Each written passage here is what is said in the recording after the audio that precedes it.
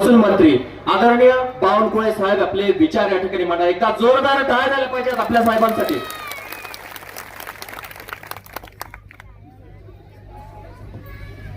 भारत माता की जय। काय झालं डोकीला? राणादादांनी एवढं सुंदर मार्गदर्शन केल्यावर डोकीमध्ये जरा ऊर्जा आली पाहिजे। सर्वांनी दोन्ही हात वर करून मुठा वाढून प्रचंड जयघोषात भारत माता की जय, छत्रपती शिवाजी महाराज की जय, महामानव डॉक्टर बाबासाहेब आंबेडकर की जय, भवानी जय, शिवाजी येळकोट येळकोट। आता बरं वाटतं, आता वाटतं की नागपूरहून आलं तर बरं झालं।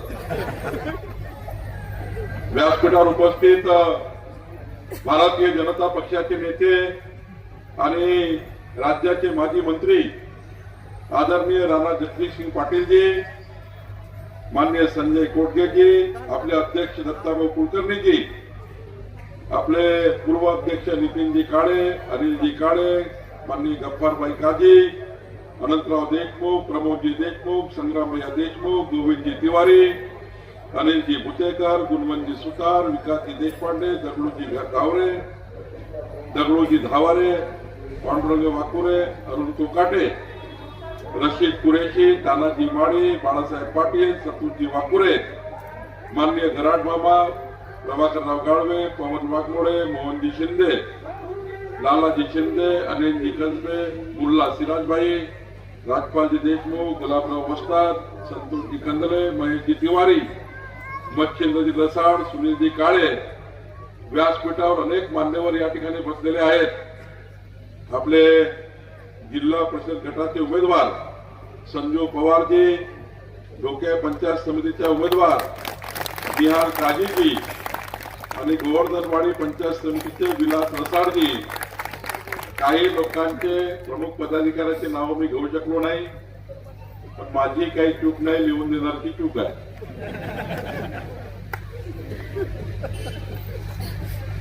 मी तुमच्या सर्वांचेच नाव मागितले होते। खर तर 7 तारखेची निवडणूक ही आपल्या संजू पवारच्या, निहाल काजीच्या, विलास रसाडच्या नशिबाची नाही आहे। 7 तारखेची निवडणूक या तिघांच्या नशिबाची नाही आहे, ही राणा जगदीशसिंगजीच्या नशिबाची नाही आहे, ही दत्ता कुलकर्णीच्या आणि व्यासपीठावरच्या कोणत्याही नेत्याच्या नशिबाची नाही आहे।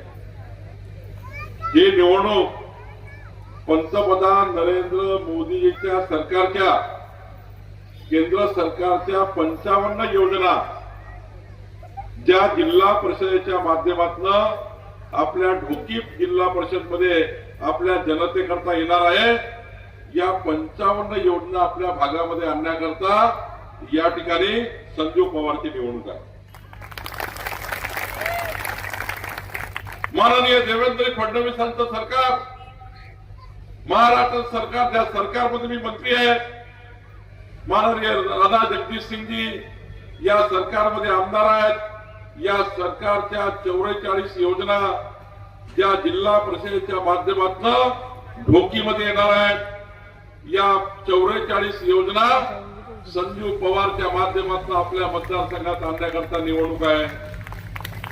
आणि एवढंच नाही तर राणा जगदीशसिंगजी यांच्या माध्यमातून या जिल्हा परिषद मतदारसंघामध्ये ज्या 22 योजना येणार आहे, ज्या जिल्हा नियोजन मंडळाच्या माध्यमातून असतात, त्या जिल्हा नियोजन मंडळाच्या 22 योजना आपल्या ढोकी मतदारसंघामध्ये आणण्याकरता निहाल काजी, विलास रसाडची निवडणूक आहे। 7 तारखेची निवडणूक ही 124 योजनांची आहे। या ठिकाणी संजू पवार, निहाल काजी, विलास रसाड निवडून आले तर या 124 योजना केंद्र सरकार, महाराष्ट्र सरकारच्या डबल इंजिन सरकार आणि राणा दादाचं तिसरं इंजिन, या 3 इंजिनच्या माध्यमातून या भागामध्ये प्रचंड विकासाचे काम या ठिकाणी होणार आहेत। माननीय पंतप्रधान नरेंद्र मोदीजींनी विकसित भारत 2047चा विकासनामा तयार केला. 2047चा भारत कसा असेल, 2047 मध्ये भारताला जी लोकसंख्या असेल, आजपासून 23 वर्षानंतर जन्म झालेलं बाळ, जन्म होणारं बाळ, या बाळाकरता देश कसा असेल, 23 वर्षानंतर असणाऱ्या जनसंख्येला, तेव्हाच्या जनसंख्येला लागणारा विकास, डेव्हलपमेंट, तुमच्या झोपून उठल्यापासून झोपतपर्यंत जनतेला आवश्यक असलेल्या सोयी सुविधा कशा असतील याचा विकासाचा संकल्प माननीय पंतप्रधान नरेंद्र मोदीजींनी केला आहे. सरकारची जबाबदारी आहे जनतेच्या जीवाचे रक्षण करणे, जनतेच्या मालमत्तेचं रक्षण करणे, झोपून उठल्यापासून झोपतपर्यंत जनतेच्या समस्याचे निपटारा करणे, जनतेच्या विकासाचा आराखडा तयार करणे, झोपून उठल्यापासून झोपतपर्यंत लागणाऱ्या मनुष्याच्या सर्व सुविधा उपलब्ध करणे सरकारची जबाबदारी आहे. देवेंद्र फडणवीसच्या सरकारने 2029चा महाराष्ट्र, देवेंद्र फडणवीस सरकारने 2029चा महाराष्ट्र, 2035चा महाराष्ट्र, 2047चा महाराष्ट्राचा विकासनामा तयार केला. मागच्या मंत्रिमंडळाच्या बैठकीमध्ये राणादादा जेव्हा मी मंत्री म्हणून तो विकास आराखडा बघितला, 23 वर्षानंतरचं धाराशिव कसं असेल, 23 वर्षानंतरची ढोकी कशी असेल, 2047 मध्ये ढोकीच्या जनतेला काय अपेक्षा आहेत, ढोकीच्या जनतेला रोजगार, स्वयंरोजगाराच्या काय योजना असतील, ढोकीच्या जनतेकरता रस्ता, वीज, पाणी या सर्व 48 सुविधा देण्याकरता काय काय योजना तयार केल्या पाहिजे. विकसित धाराशिव, विकसित ढोकीचा संकल्प देवेंद्र फडणवीस सरकारने केला. आणि हा करत असताना बंधू भगिनींनो, हा करत असताना या ठिकाणी संजू पवार निवडून आल्यानंतर आमच्या जिल्हा परिषद मध्ये एक विकास आराखडा मंजूर करावा लागणार आहे. 2047 मध्ये धाराशिव जिल्हा परिषदच्या माध्यमातून आमच्या लाडक्या बहिणी शेतकरी, शेतमजुराकरता, समाजाच्या शेवटच्या व्यक्तीच्या कल्याणाकरता या ठिकाणी कुठल्या योजना तयार करायच्या आहे याचा विकास आराखडा जिल्हा परिषद धाराशिवला करावा लागणार आहे. 18 पगड जाती, 12 बंदेदार, 353 जातीचा ओबीसी समाज, मुस्लिम समाज असेल, ओबीसी समाज असेल, आर्थिक दुर्बल मराठा समाज असेल, शेड्यूल कास्ट, शेड्यूल ट्राईब, आदिवासी समाज असेल, या आदिवासी बंजारा समाजाच्या तांडा वस्ती असेल, धनगरवाडी असेल, वाड्या असेल, तांड्या असेल, या सर्वांचा विकास आराखडा तयार करण्याची जबाबदारी संजू पवार तुमच्या जिल्हा परिषदेवर आहे, जिल्हा परिषदेवर आहे. आणि ही जिल्हा परिषद जो विकास आराखडा तयार करेल त्याला लागणारा संपूर्ण पैसा आणून द्यायची जबाबदारी राणा दादा आणि चंद्रशेखर बावनकुळेची आहे. राणा दादाची आणि चंद्रशेखर बावनकुळेची. आज जर मी प्रचाराला आलो आहे तर समाजाच्या शेवटच्या गरीब माणसाच्या कल्याणाच्या योजना झाल्या पाहिजे. माननीय पंतप्रधान नरेंद्र मोदीजींनी गरीब कल्याणाचा नारा दिलाय. गरीबाचं कल्याण, मध्यमवर्गीयाच्या कल्याणाच्या योजना तयार केल्या पाहिजे. आपण काल बघितलं असाल, आजही युट्यूबवर बघाल, तुमच्या घरी गेल्यावर थोडा शांतपणे 1 तास आपल्या जीवनातला काढून काल माननीय पंतप्रधान नरेंद्र मोदीच्या सरकारने आणि आमच्या केंद्रीय वित्त मंत्री निर्मला सीतारामनजी यांनी काल आपल्याकरता जे बजेट आणलेलं आहे, आपल्याकरता योजना आणलेल्या आहेत, या महाराष्ट्राकरता 1 लाख कोटी रुपये केंद्र सरकारकडनं यावर्षी मिळणार आहे. 1 लाख कोटी रुपये केंद्र सरकारकडनं महाराष्ट्राला मिळणार आहे. या 1 लाख कोटी मधनं धाराशिव जिल्ह्याकरता, घोटी करता या ठिकाणी प्रचंड योजना आपल्याला करायच्या आहे. आणि म्हणून कालचं बजेट 2047च्या विकसित घोटी करता माननीय निर्मला सीतारामनजी यांनी दिलेलं बजेट हे विकसित धाराशिवचं आहे. आज मला अभिमान आहे की या ठिकाणी आपल्या महाराष्ट्रामध्ये कालच्या केंद्राच्या बजेटमधनं प्रचंड मोठी मदत महाराष्ट्र सरकारला झाली आहे, महाराष्ट्र जनतेला झाली आहे. आज या ठिकाणी सर्वच बजेटचे मुद्दे मी मांडणार नाही, पण माझी विनंती राहणार दादा, 7 तारखेची निवडणूक झाल्यानंतर आपल्या पंतप्रधान नरेंद्र मोदीजींनी या वर्षामध्ये धाराशिवला, मराठवाड्याला, या ठिकाणी लातूर करता खऱ्या अर्थाने ज्या ज्या बाबी दिलेल्या आहेत त्या बाबी आपल्या धाराशिवच्या गोष्टीच्या विकासाकरता महत्वाच्या आहे. डोकीच्या विकासाकरता अत्यंत महत्वाचे आहे. बंधू भगिनींनो, आज बघा, आम्ही शब्द दिला होता 2024च्या विधानसभेच्या निवडणुकीमध्ये आम्ही शब्द दिला होता. राणादादांनी जेव्हा विधानसभेच्या निवडणुकीमध्ये शब्द दिला होता की आपलं सरकार जर महाराष्ट्र झालं तर ज्याप्रमाणे मध्य प्रदेशमध्ये 25 वर्षापासून लाडक्या बहिणीची योजना चालू आहे, ज्या ठिकाणी भाजपाचं सरकार आहे त्या ठिकाणी लाडक्या बहिणीची योजना सुरू आहे, ती या ठिकाणी निरंतर सुरू आहे. छत्तीसगडमध्ये लाडक्या बहिणीची योजना चालू, ज्या ज्या ठिकाणी भारतीय जनता पार्टीचं सरकार आहे त्या ठिकाणी लाडक्या बहिणीची योजना चालू आहे. ज्या ठिकाणी सरकार बदललं, ज्या ठिकाणी काँग्रेस पार्टी आली त्या ठिकाणी योजना बंद झाली. कर्नाटकमध्ये योजना बंद, काँग्रेस पार्टीचं सरकार आलं. ओरिसात योजना बंद, पंजाबमध्ये योजना बंद, पश्चिम बंगालमध्ये योजना बंद.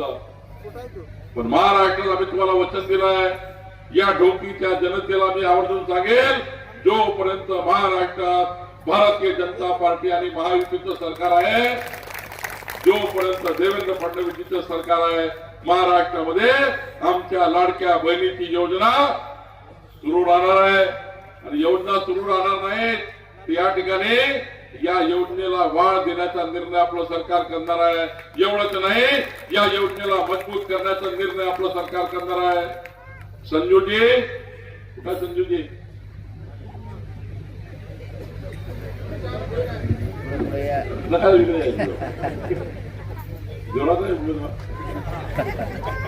निवडून आल्यावर काल माननीय पंतप्रधान नरेंद्र मोदीजींनी जी लखपती दिदी योजना आणली आहे, आमच्या लाडक्या बहिणीला लखपती दिदी. आणि मी संजूजी तुम्हाला सांगणार आहे, 1000 लखपती दिदी तुमच्या या जिल्हा परिषद मतदारसंघात करायच्या. 1000 दिदींना 5 लाख रुपयाचा सरकारकडनं, बँकाकडनं या ठिकाणी बिना व्याजानं आणि बिना जमानतदार, बिन व्याज आणि बिन जमानतीला उद्योग तयार करण्याकरता, आमच्या बहिणीला मजबूत करण्याकरता, तिला उद्योजक बनवण्याकरता, आमच्या लाडक्या बहिणीला उद्योजक बनवण्याकरता 5 लाख रुपये बिना जमानत, बिना व्याज.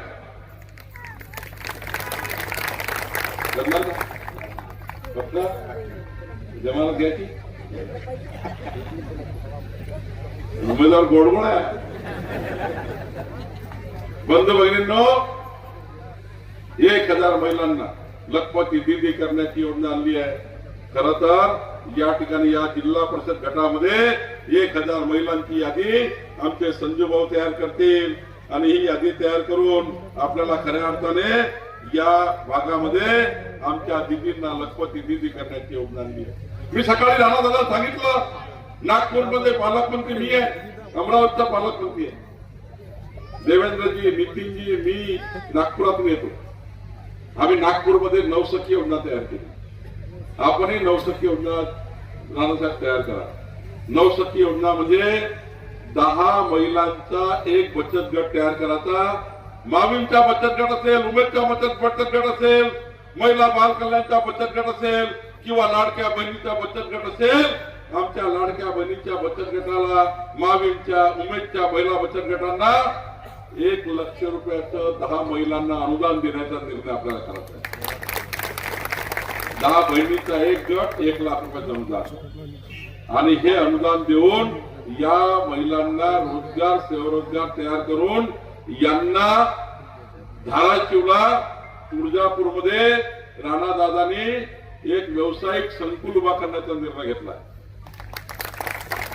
महिला बचत गटांच्या रोजगार, स्वरोजगारावर निर्माण झालेल्या वस्तूला मार्केट मिळण्याकरता एक मोठं व्यावसायिक संकुल आमच्या लाडक्या बहिणीकरता तयार करण्याचा निर्णय राणादादा आपल्याला करायचा आहे. माननीय पंतप्रधान मोदीजींनी कालच्या बजेटमध्ये प्रत्येक जिल्ह्याला एक मॉल देण्याचा निर्णय केला, बचत गटाचा मॉल. राणादादा फार हुशार आहे. त्यात उद्याच वाचतील ते सर्व सही करून पटवा, माझी सही घेतील, देवेंद्रजी घेतील आणि दिल्लीला गेल्याशिवाय राहतील. राणा दादा आणल्याशिवाय राहत नाही. राणा दादा आणला की संजय पवार त्यांच्या मागे लागल्याशिवाय राहत नाही. धाराशिव जिल्ह्याची कडी मोठी मजबूत आहे आणि त्यामुळे खऱ्या अर्थाने आमच्या लाडक्या बहिणींना अजून मजबूत करण्याची गरज आहे. आमच्या लाडक्या बहिणी या समृद्ध झाल्या तर देश समृद्ध होईल, महाराष्ट्र समृद्ध होईल, डोकी समृद्ध होईल. जर आमच्या लाडक्या बहिणीला मजबूत केलं तर परिवार मजबूत होतील. आमचा परिवार मजबूत झाला तर गाव मजबूत होईल, गाव मजबूत झालं तर जिल्हा मजबूत होईल, जिल्हा मजबूत झाला तर महाराष्ट्र मजबूत होईल. आमच्या लाडक्या बहिणीमध्ये एवढी क्षमता आहे आणि म्हणून खऱ्या अर्थाने या ठिकाणी काम करायचं आहे. आम्ही शब्द दिला होता, राणादादा आपण सांगितलं होतं 2024च्या विधानसभेच्या निवडणुकीच्या वेळी जर या महाराष्ट्रात आमचं सरकार आलं तर या राज्यातल्या शेतकऱ्यांना आम्ही मोफत वीज देऊ. शेतकऱ्याच्या शेती पंपांना एकही रुपया पुढचे 5 वर्ष विजेचं बिल भरायचं नाही, हा निर्णय आपल्या सरकारने केला. एकीकडे पुढचे 5 वर्ष आम्ही विजेचं बिल घेणार नाही, पण मागच्या 15 वर्षापासून शेतकऱ्याकडे जे 27,000 कोटी रुपये थकीत आहे ते सुद्धा माफ करण्याचा निर्णय देवेंद्र फडणवीस सरकारने केला. एक कमळाचं मत, 27,000 कोटी माफ, शेतकऱ्याचं वीज बिल माफ आणि पुढचे 5 वर्ष 1 रुपया विजेचं बिल घेणार. आणि आता तर माननीय देवेंद्र फडणवीसजींनी 5 HP-चा, 10 HP-चा, 15 HP-चा शेतकऱ्याचा सोलर पंप, शेतकऱ्याच्या शेतामध्ये सकाळी 6 वाजता पंप सुरू झाला पाहिजे, सायंकाळी 7 वाजता जसं सूर्यास्त झाला पंप बंद, सूर्योदय झाला पंप चालू, कुणाला बटन दाबण्याची गरज नाही, रात्री बेरात्री शेतात जायची गरज नाही. सूर्य उगवल्यापासून सूर्यास्तापर्यंत सूर्यप्रकाशावर चालणारा सोलर पंप तयार झाला आहे आणि हा पंप 3 लाख रुपयाचा पंप फक्त 25,000 रुपये देण्याची योजना आम्ही तयार केली आहे, फक्त 25,000 रुपये. यानंतर या महाराष्ट्रामध्ये आपल्या गरीब माणसांना 8 रुपये युनिटची वीज परवडणार नाही. या ठिकाणी तुम्ही जे वीज वापरता ती 8 रुपये युनिट आहे. राणा दादा जसं कोळशाचे रेट वाढेल तसे तसे विजेचे रेट वाढणार आहे. म्हणजे बघा आज 8 रुपये युनिट आहे. ही वीज नागपूरवरनं येतं, ही वीज चंद्रपूरवरनं येतं, ही वीज भुसावळनं येतं. आमचा जिल्हा वीज पिकवतो, तुमचा जिल्हा वीज घेतं, 800 किलोमीटर दुरून वीज येतं. 8 रुपये रेटची वीज आहे. पण 2029 मध्ये 5 वर्षांनी राणादादा जेव्हा आपण मत मागू तेव्हा वीज 12 रुपये राहणार आहे. 12 रुपये रेटची वीज, 12 रुपये रेटची वीज या ठिकाणी आम्हाला परवडणार नाही. आमचा गरीब माणूस 12 रुपये रेटची वीज घेऊ शकणार नाही. आणि म्हणून देवेंद्र फडणवीस सरकारने, आपल्या सरकारने मुख्यमंत्री सौर वाहिनी योजना आणली आहे. मुख्यमंत्री सौर वाहिनी योजनेमध्ये सूर्यप्रकाशावर वीज तयार करण्याचे प्रकल्प सुरू झाले आहे. आता या राज्यामध्ये 35,000 मेगावॉटचे वीज प्रकल्प तयार होत आहे आणि हे प्रकल्प 2029 पर्यंत तयार झाल्यावर या प्रकल्पातली वीज ही कोळशासारखी 12 रुपये रेट नाही, 2 रुपये 80 पैशामध्ये तयार होणार आहे. 2 रुपये 80 पैशामध्ये. आणि आमचं वचन आहे, जेव्हा विधानसभेच्या निवडणुकीमध्ये आम्ही ढोकीला प्रचाराला येऊ तेव्हा तुमच्या घरची वीज ही 12 रुपये नाही तर 5 रुपये 80 पैसे रेटने आम्ही करणार आहोत. 5 रुपये 80 पैसे. हा शब्द देवेंद्र फडणवीस सरकारचा.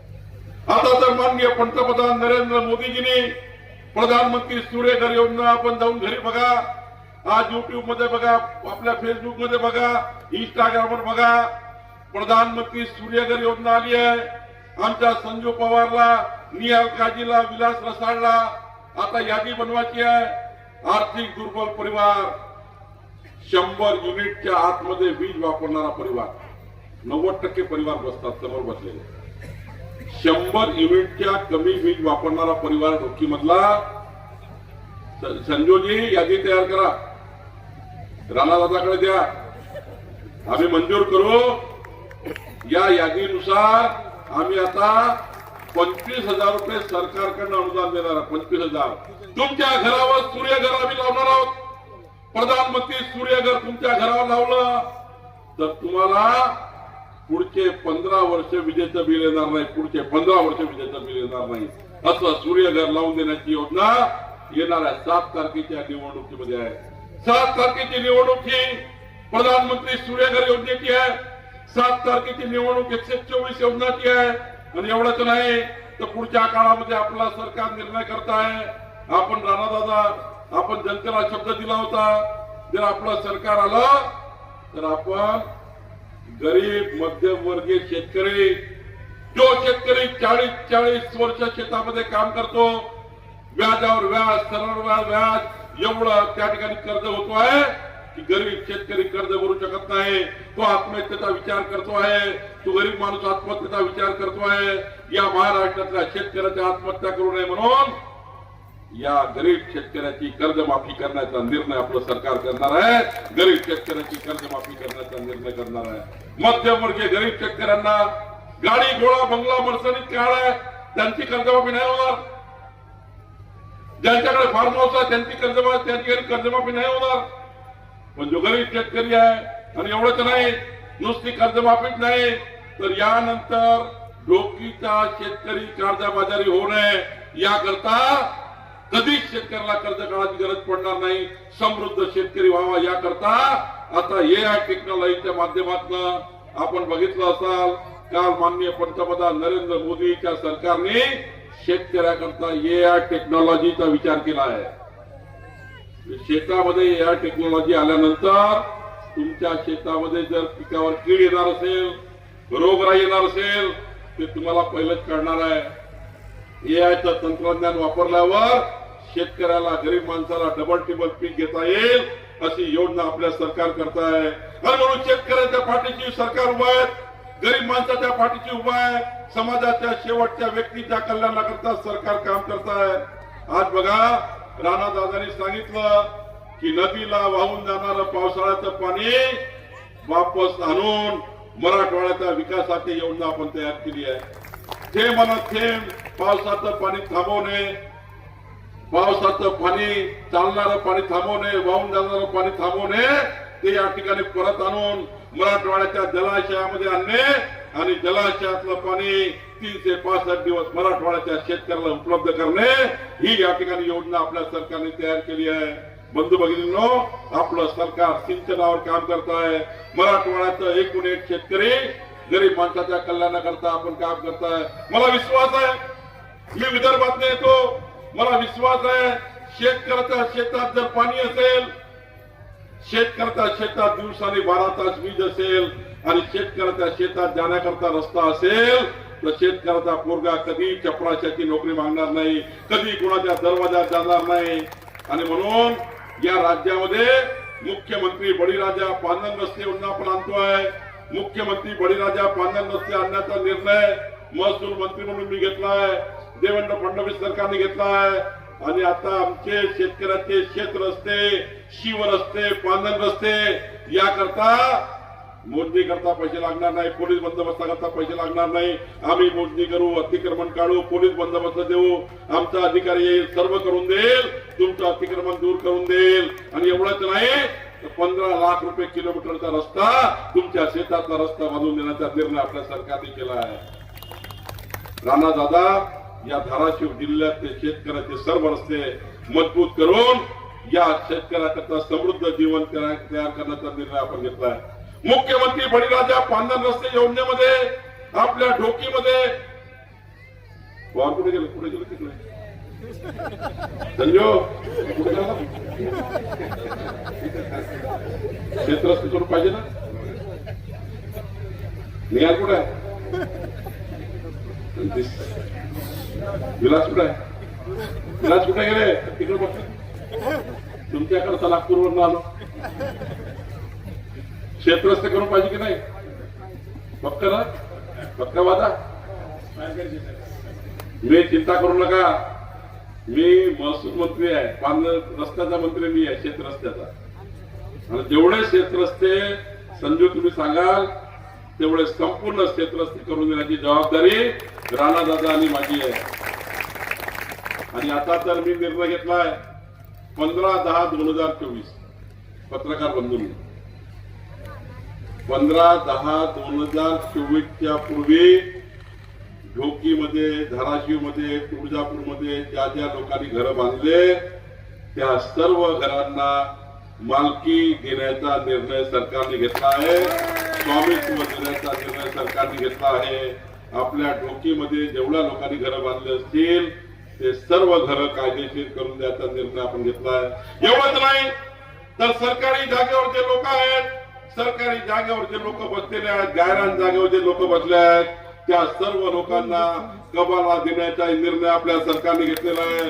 कबाला देण्याचा निर्णय आपल्या सरकारने घेतला आहे. राजेश नगर, दत्तनगर मध्ये आणि 2 नगर इकडं राजेश नगर आहे का नाही आहे, दत्तनगर आहे का नाही आहे ना, या दोन्ही ठिकाणी कबाले वाटप करायचे. बावनकुळे साहेबांचा मी आता जिल्हाधिकाऱ्याशी बोलेन 7 तारखेनंतर. आणि राजेश नगर जेवढे नगर आहे ज्याचे कबाले वाटप करायचे आहे या ढोकी मतदारसंघामध्ये ते सर्व कबाले वाटप करणारा मंत्री मी आहे. मी कबाल्याचा मंत्री आहे. त्यामुळे सर्व कबाले वाटप करण्याचा निर्णय आपलं सरकार करणार आहे. बंधू भगिनींनो, आता तर माननीय पंतप्रधान नरेंद्र मोदीजींनी महाराष्ट्राला 30 लाख घरं दिले. महाराष्ट्राला 30 लाख घरं दिले. या 30 लाख घरापैकी 1 लक्ष घरं हे धाराशिव जिल्ह्याकरता मिळणार. 1 लक्ष घर राणाचा 1 लाख घर मिळणार तुम्हाला. आणि हे कबाले वाटप झाल्यावर टिनाचे घर, कवेलूचे घर या शहरामध्ये, या ढोकीमध्ये, या जिल्ह्यामध्ये ज्याचं टिनाचं कवेलूचं घर असेल 2 रूम तरी सिमेंट कॉन्क्रीटचा झाला पाहिजे. 2 रूम तरी सिमेंट कॉन्क्रीट झालं पाहिजे. 1 लक्ष घर माननीय पंतप्रधान मोदीजींनी जे त्या ठिकाणी 30 लक्ष घरं दिले त्यातले 1 लाख घरं धाराशिवला. आणि आता तर हे प्रधानमंत्रीचे घर जे आहेत, शबरी योजनेचे घर आहे, रमाईबाई आवास योजनेचे घर आहेत, या घरांना मी महसूल मंत्री म्हणून निर्णय केला आहे की वाळू मोफत देण्यात. तुमच्या घराला जेवढी वाळू लागेल 5 ब्रास पर्यंत एका घराला ती वाळू मोफत देण्यात येईल. आणि ज्यांना खाजगी घर बांधायचं आहे, खाजगी पत्रकार बंधूंना या ठिकाणी अजून अनेक लोकांना माहिती नाहीये, पत्रकार बंधूच्या माध्यमातून माहिती होईल. या राज्याच्या पंतप्रधान मोदीजींच्या घरांना, रमाई आंबेडकरजी योजनेच्या घरांना, शबरी योजनेच्या घरांना, आदिवासी बंजारा समाज या सर्व घरांना मोफत 5 ब्रास वाळू देण्याचा निर्णय सरकारने केला. आणि एवढंच नाही तर ढोकीमध्ये माननीय राणाजी ज्यांना खाजगी घर बांधायचं असेल, ज्यांचं जुनं घर नवीन करायचं असेल, ज्यांच्या नवीन प्लॉटवर नवीन घर बांधायचं असेल, त्या खाजगी घराच्या मालकांनी आपल्या तहसीलदारकडे जाऊन जेवढी रेती पाहिजे तेवढ्या रुपयाला 600 रुपये ब्रास, 10 ब्रास पाहिजे 600 रुपये, 20 ब्रास पाहिजे 600च्या भावाने, 9612 जेवढे ब्रास रेती पाहिजे 1 ब्रासला 600 रुपये सरळ तहसीलदारकडे पैसे भरायचे.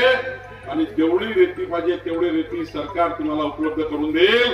हा निर्णय आपल्या सरकारने घेतलेला आहे.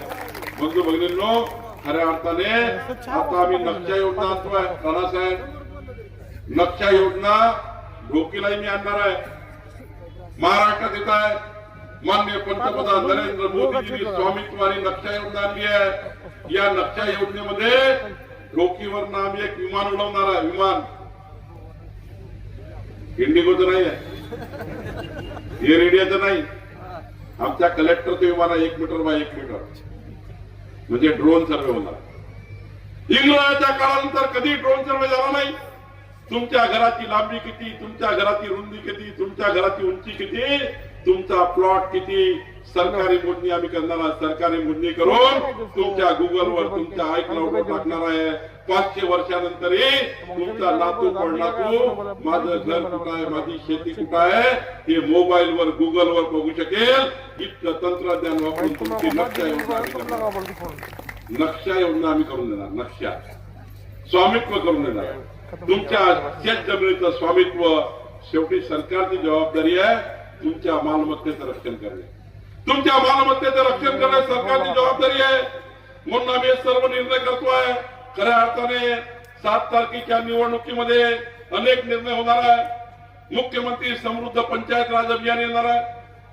जनसुविधा, नागरिक सुविधाचं अभियान येणार आहे. या ठिकाणी ठक्कर बाप्पाच्या माध्यमातून आदिवासी वस्त्यांच्या विकासाचं अनुदान येणार आहे. तांडा वस्तीच्या विकासाचं अनुदान या ठिकाणी येणार आहे. अनुसूचित जाती नवबद्ध समाजाकरता सामाजिक न्यायाच्या योजना येणार आहे. प्रधानमंत्री रमाई शबरी योजनेचे अनुदान येणार आहे. संत सेवालाल महाराज बंजारा लमान तांडा वस्ती सुधार योजनेचं अनुदान या ठिकाणी येणार आहे. एवढंच नाही तर आम्ही तांडा वस्त्यांना गावाचा दर्जा देण्याची योजना तयार करतो आहे. तांडा वस्त्यांना गावाची त्या ठिकाणी गावठाणाची या ठिकाणी योजना देण्याचा निर्णय आपण करतो आहे. 7 तारखेच्या निवडणुकीमध्ये माझी वसुंधरा अभियान येणार आहे. आदर्श ग्राम अभियान येणार आहे. अल्पसंख्याक विकासाच्या योजना येणार आहे. आमचे जयकुमार गोरेजी मंत्री यांच्या माध्यमातून 25-15 ची योजना येणार आहे. महात्मा गांधी राष्ट्रीय ग्रामीण अभियान येणार आहे. जल जीवन मिशनचं अभियान पूर्ण करणार आहोत. स्वच्छ भारत मिशन आम्ही आणणार आहोत. राष्ट्रीय ग्राम उपजीविका मिशन आम्ही आणणार आहोत. शालेय पोषण आहाराचं आधुनिक पद्धतीचं त्या ठिकाणी काम आम्ही करणार आहोत. दीनदयाळ उपाध्याय ग्रामज्योती योजना असेल, राष्ट्रीय ग्राम उपजीविका मिशन असेल, पुण्यश्लोक अहिल्यादेवी होळकर यात्रा स्थळ विकास योजना असेल, 124 योजना आम्ही आणणार आहोत. मी एवढ्या योजना आता वाटून दाखवणार नाही. 124 योजना आहे. आता आम्ही 124 योजना आणणार आहोत. ज्या सरकारच्या योजना त्या येणार. विकासाची गाडी 4 चाकाची. किती चाकाची आहे? डोकेची जनता आता तुम्ही बोला. डोकेचे नागरिक तुम्ही आता बोलला पाहिजे. किती चाकाची गाडी आहे? विकासाची गाडी 4 चाकाची आहे.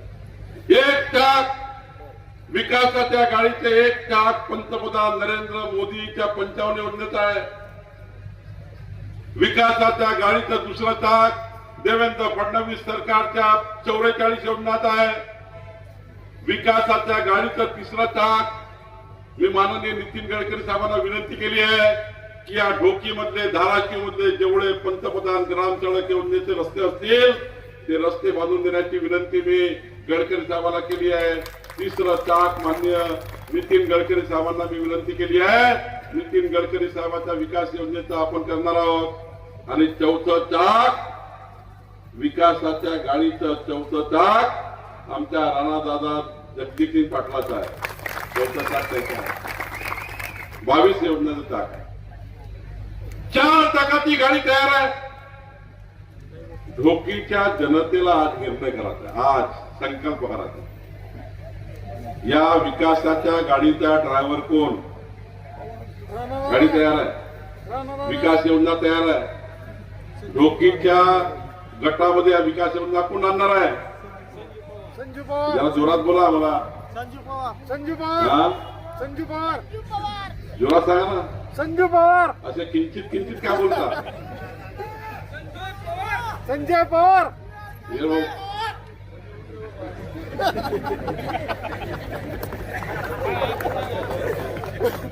विकासाच्या गाडीचा ड्रायव्हर 7 तारखेला संजय पवार होणार आहे. कराल का नाही याला? संजय पवार. जोरात सांगा. संजय पवार. आणि या गाडीमध्ये नियाल काजी आणि विलास रसाळ बसणार आहे. विकासाच्या गाडीत पुन्हा इकडं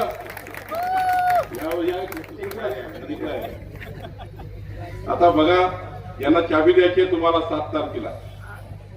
आणि या गाडीला 100च्या स्पीडनं चालवण्याकरता जे काही पेट्रोल लागेल ते पेट्रोल टाकण्याकरता मी आलो आहे. विकासाची 4 चाकाची गाडी या ठिकाणी तयार आहे. मी तुम्हाला वचन देतो. मतदान 7 तारखेला मतदान म्हटलंय. महामानव डॉक्टर बाबासाहेब आंबेडकरजींनी संविधानामध्ये मतदान म्हटलं आहे.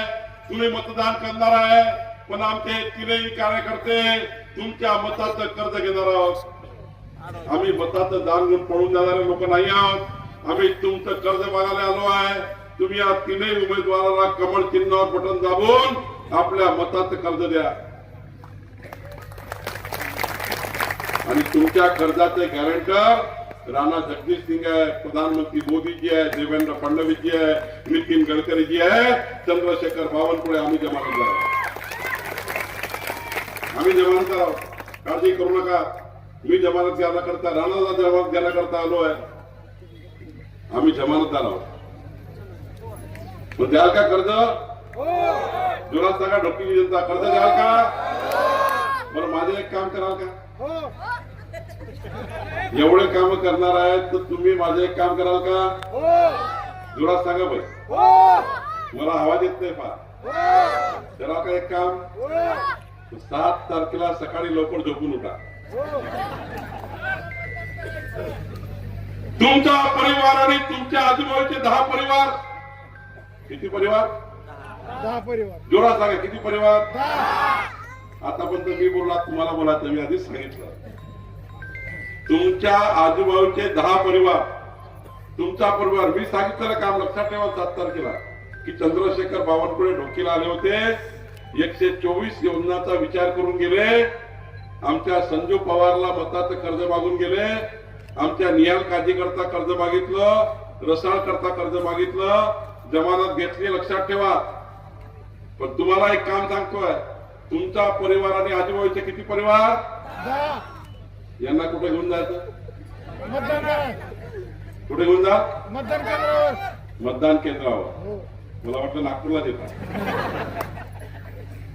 7 तारखेला मतदान केंद्रावर जा आणि एवढ्या जोराने कमळाची बटन दाबा. बटन तोडू नका, नंतर आमचा संजू म्हणेल बावनकुळे साहेब कशाला आले होते.